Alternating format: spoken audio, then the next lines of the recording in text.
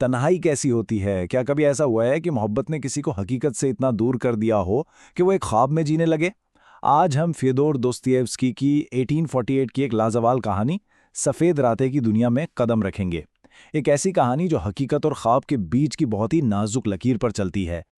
देखिए दोस्तों, दोस्तोयेव्स्की ने इसे सिर्फ एक कहानी नहीं कहा, बल्कि एक ख्वाब देखने वाले की डायरी।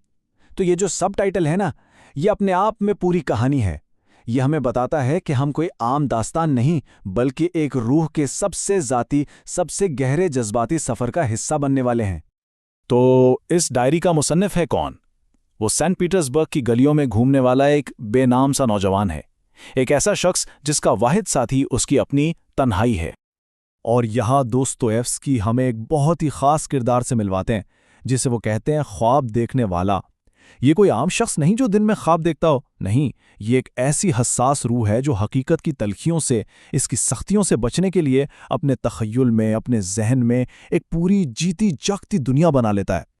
तो उसकी ज़िंदगी में ना एक अजीब सी कश्मकश है। उसके जहन के अंदर तो तसव्वुरात का, ख़याली दोस्तियों का एक रोशन मेला लगा हुआ है। वो इमारतों से बातें करता है, लेकिन जैसे ही वो हकीकत की दुनिया में कदम रखता है, उसे तकलीफ से शर्म और गहरी काट खाने वाली तन्हाई के सिवा कुछ नहीं मिलता।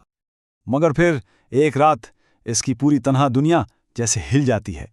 इसकी मुलाकात एक नौजवान खातून नास्तिनका से होती है और बस सब कुछ बदल जाता है।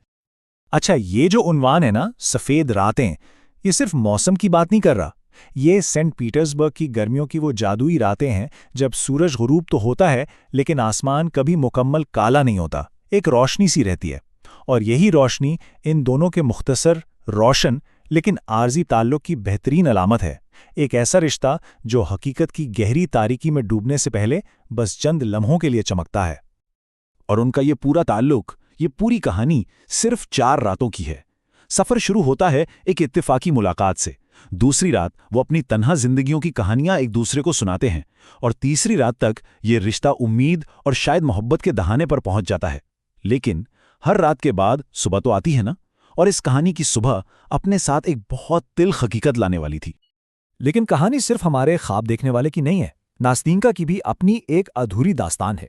और जब इन दो तन्हा रूहों की कहानियां आपस में जुड़ती हैं, तो एक बहुत ही पेचीदा और दिल को छू लेने वाला तसादुम जन्म लेता है। नास्तिनका की जिंदगी एक तरह से एक कैद खाना है। वो अपनी नाबीना दादी के साथ रहती है, जो उसे कहीं जाने नहीं देती, यहाँ तक कि उसका लिबास अपने लिबास से पिन लगाकर रखती थीं। इसी कैद के दौरान उसे घर में आए एक नौजवान किरायादार से मोहब्बत हो गई, जिसने 1 साल बाद लौटने का वादा किया। तो आज वो आज़ाद तो है, लेकिन उसका दिल किसी और के वादे का कैदी है। और ये सब जानने के बाद भी रावी की मोहब्बत कम नहीं होती, बल्कि शायद और गहरी हो जाती है। वो अपने दिल पर पत्थर रख लेता है। वो अपनी मोहब्बत को छुपाकर नास्तिनका की मदद करता है ताकि वो अपने महबूब को खत लिख सके। ये मोहब्बत की सबसे तकलीफ दे और शायद सबसे खालिस शक्ल है, कुर्बानी की। और अब कहानी अपने सबसे अहम, सबसे जज्बाती मोड़ पर आ पहुंचती है। तनाव बढ़ रहा है, क्योंकि उम्मीद और हकीकत के बीच की लकीर धुंधलाती जा रही है। जब नास्तिनका का महबूब वादे के मुताबिक नहीं आता तो उसकी उम्मीद टूट जाती है, और इसी मायूसी के लम्हे में वो पहली बार रावी को देखती है। सिर्फ एक दोस्त के तौर पर नहीं, बल्कि एक मुमकिन साथी के तौर पर।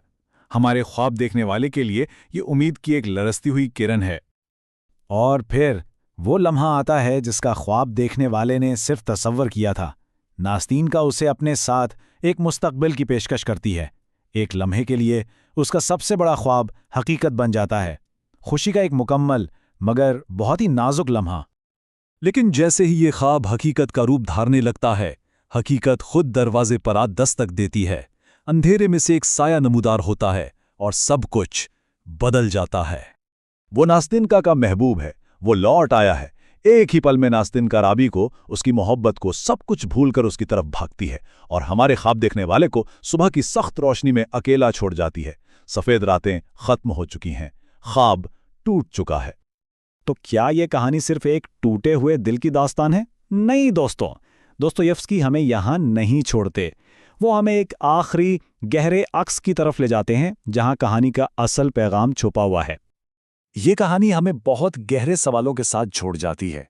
इंसान को अंदर से खोखला कर देने वाली तन्हाई, ख्वाबों और हकीकत के बीच की कभी ना खत्म होने वाली जंग, यकतरफा मोहब्बत का मीठा जहर और ये तल्ख सच्चाई कि शायद खुशी के लम्हात हमेशा आर्जी ही होते हैं। लेकिन हैरत अंगेज तौर पर दिल टूटने के बावजूद रावी मायूस नहीं है। वो इस एक लम्हे की खुशी को याद करता है और शुक्र अदा करता है। इसका यह आखिरी ख्याल ही कहानी का निचोड़ है कि दर्द और दुख के बावजूद खुशी का एक खौलिस लम्हा भी पूरी जिंदगी जीने के लिए काफ़ी हो सकता है।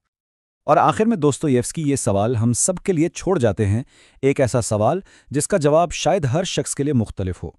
क्या खुशी का एक लम्हा जिंदगी भर के दुख पर भारी पड़ सकता है? इसका जवाब तो शायद हर किसी को खुद ही तलाश करना होगा।